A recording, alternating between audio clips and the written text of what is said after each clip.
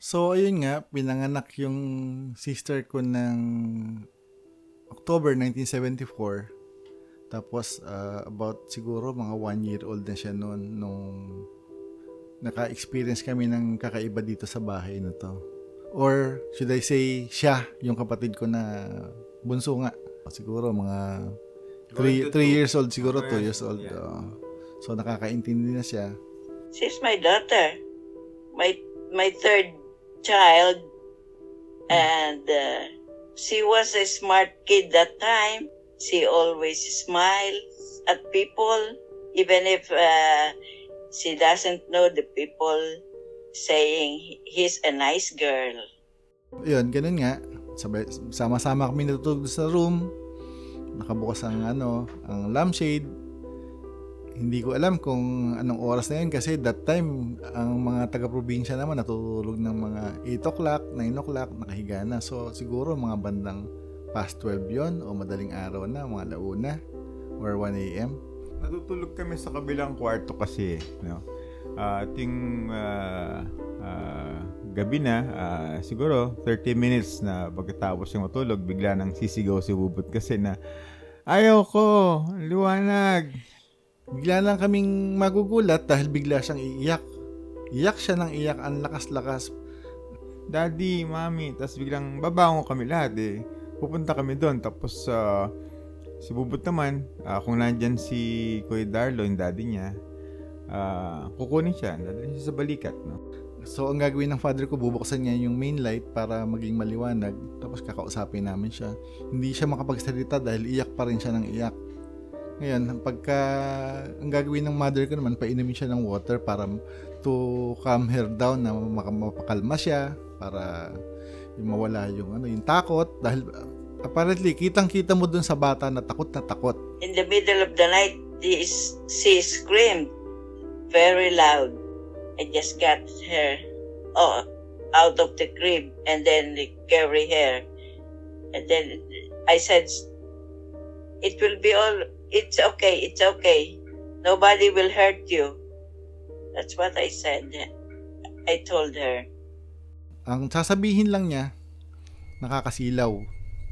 Isang word lang, nakakasilaw daw. Tuturo niya, ayan, ayun, liwanag, nakakasilaw, ano ba yan, ganun. So tingin kami kung saan, ano ba yun, wala kaming nakikita. Tinuturo niya eh. Bubuksan na yung mga bintana, tapos tuturo niya, ayan. Turo sa kisame, sa sahig. O ayun sila. She screamed, I can see lots of gold. It's very shiny.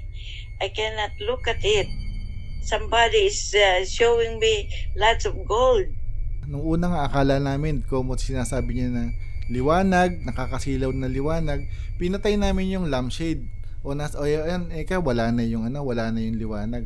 Pero hindi, hayun, tinuturo niya kung nasan yung liwanag. Pero wala naman kaming nakikita. Tatakpan niya mata, ayoko, ganyan. Tinatakpan niya mata niya na ganyan. Pero pag dilat niya, ayun sila, ayun. Meron yung part doon na nung dinala pa nga sa kwarto namin yan eh. Sa kamalit na kwarto. Si Papa rin eh. Si Papa. Dahil si Papa yata yung may hawak nun. Tinuturo yung mga puon. Nandun sila sa likod ng mga puon. Ayan naglalakad. Ganun, nakakasilaw. So, tingin ako, hindi ko alam kung yung bahay ba namin, may mga tao bang hindi nakita eh. At anong mga panahon yun, syempre, ilang taon ba ako noon? 8 years old. 9, di ba? Si John naman is about 7. Mga 6, ganun lang. Ganun kami kabata eh. So, yung ganung mga pangyayari, nangyari na sa matagal na panahon. Siguro, baka hindi lang 2 buwan, 3 buwan na tuwing gabi. Kami naman, dahil nga may experience na kami dun sa mga albularyo at naniniwala kami dun sa mga faith healer na pinupuntahan namin sa Malabon. Sikat yun sa Malabon nung araw, ng mga panahon na yun, si Mang Benny kung tawagin. Kumonsulta kami sa kanya, dinala namin yung kapatid ko. Kinausap niya yung kapatid ko. Tapos, mas nagkwento siya doon sa faith healer. Ang sinasabi niya, marami daw siyang nakikitang liwanag, na sobrang liwanag na tutusin halos wala kang makita, blinding. Wala kang makita sa sobrang liwanag. Tapos, nakakakita daw siya ng mga taong maliliit na iba't iba ang suot, pero kakaibang itsura, hindi kamukha natin. They look like little children. Small people. Small people. But Yeah. they don't look old, Jamie. They don't look old. They don't look old. Okay. They're That's just important. color, no? They are light colored duendes, dwarfs, and they are dark shadowed duendes. They look the same. They're not ugly. No? They look the same, but it's the ones that are white are bright. The ones that are dark shaded. No, they just parang they're wearing monochromatic clothes, no, na black and white lang. Tapos ano pa sila, yung niyayaya daw siya sumama sa kanya. Sa kanila, niyayaya siya, sumama ka sa amin. Ang kapatid ko naman na yon, hindi niya kilala syempre yun dahil yun ang tinuturo sa atin, hindi siya sumasama. So, ayun, sa kakakwento nung kapatid ko doon sa albularyo, nalaman namin na yung mga creatures daw na yon ay yung tinatawag na duwende. Yung duwende na to, niyayaya yung kapatid ko na umanib sa kanila o mag-join sa kanila at gagawin daw siyang parang prinsesa.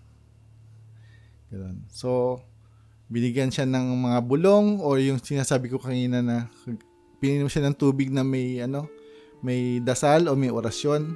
Pininom doon sa kapatid ko. Tapos may mga ritual pa silang pinagawa na hindi ko na natatandaan yung iba pero alam ko, pinagsasaboy pa ng asin sa paligid.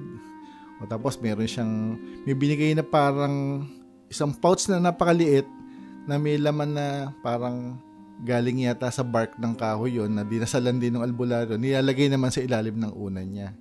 Para pangontra daw dun sa mga duwende na humihikayat dun sa kapatid ko na sumama sa kanila. Parang medyo disturbing na sa family namin kasi nga tuwing gabi, yun lagi ang sinasabi niya na nakakakita siya ng maliliit na tao, maliwanag, nakakasilaw. Natatakot din siya dahil hindi niya kilala yung mga yun, saka hindi niya alam kung saan siya dadalhin. So, after nun, matagal na nawala na yung gano'n na pangyayari. Siguro, paminsan-minsan na lang, nakukwento niya, medyo lumaki na siya, siguro about 6 years old na siya. Minsan may nakukwento siya na napapanaginipan na lang niya. Hindi kamukha nung sinasabi niya nung mas maliit siya na nagpapakita sa kanya. Yun ang term niya sa amin. Ang kwento niya, nagpapakita. Hindi kamukha nung huli na lumaki na siya na sa panaginip na lang daw niya nakikita. Si Tatang, no, our lolo, went out somewhere and talked to someone, he told us. Nagustuhan niyang si Bubut kasi ang puti-puti, ang Because, ganda-ganda.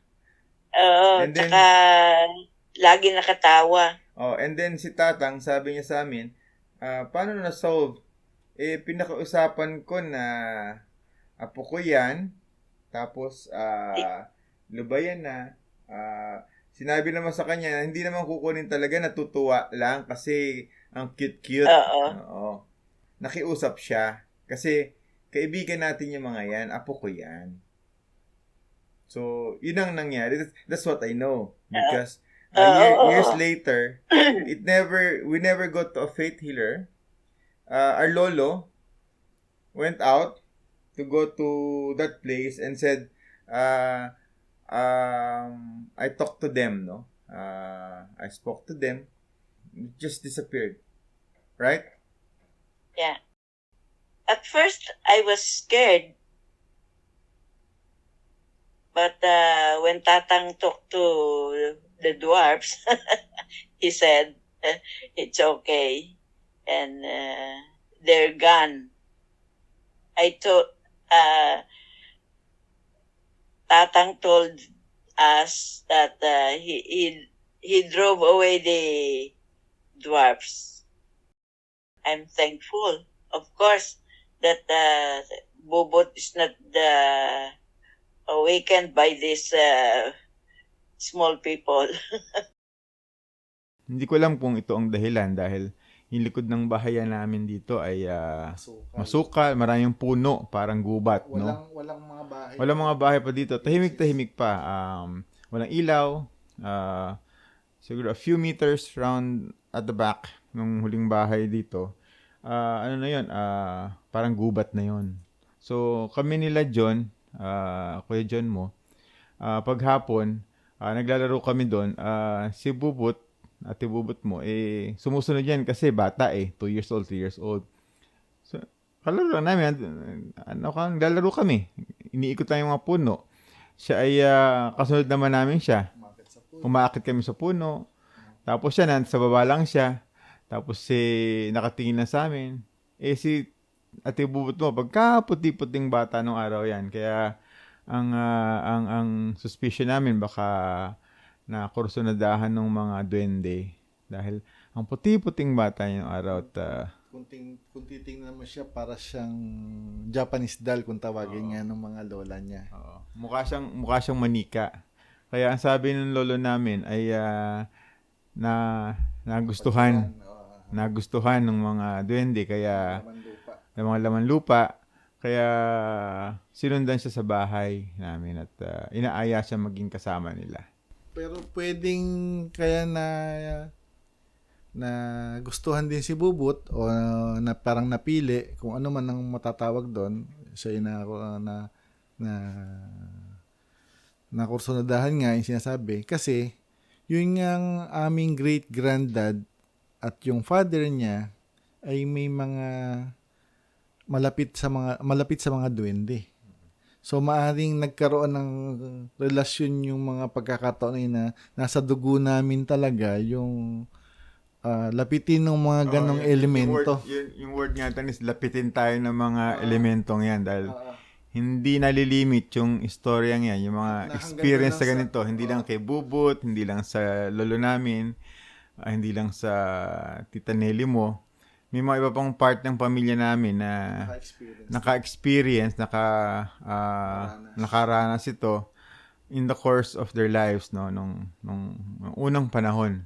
Nung hindi pa ganito ka-populated yung town natin na medyo madalang pa ang mga tao at saka may mga puno pa at maaring nandito pa sila.